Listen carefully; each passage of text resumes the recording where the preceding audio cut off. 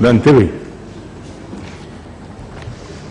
السلام عليكم. ليلى أحمد علمي، ممثلة. أنا بؤكد على مدنية الدولة وعلى وضع الخريطة وحدودها وحدودها وحدودها. ده مهم جدا جدا جدا.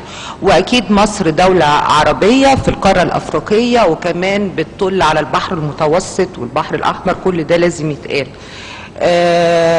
أنا مهم جدا بالنسبة لي كمواطنة مصرية النهاردة عشت فترة طويلة شايفة إن مشاكل البلد دي كلها هي التعليم، ومش بس الاهتمام بالتعليم، ولكن إحنا إزاي بندي المواد للتعليم. السنة اللي فاتت في كتاب 6 ابتدائي كان في أول درس فيه ما معنى كلمة الجماعة، وما كانش فيه ما معنى كلمة الوطن. هل حصل مراجعة للسنة دي في الكتب؟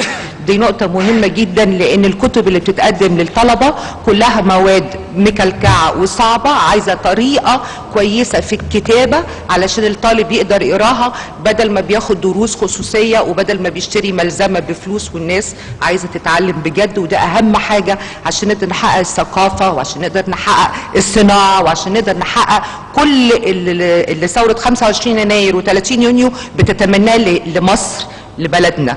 بضم صوتي جدا جدا جدا طبعا للاستاذ اشرف عبد الغفور، لان فعلا احنا مش بنضيع بس حقوق الفنانين والمبدعين، احنا بنضيع حقوق الدوله، لان الفنان والمبدع بيدفع ضرائب، ولان الدوله ممكن هيعود عليها كمان دخل من ان احنا نحتفظ بحقوقنا وناخد حقوقنا من العالم، بدل ما العالم كله بيستفيد كويس جدا ماديا وبالفنان والمبدع المصري.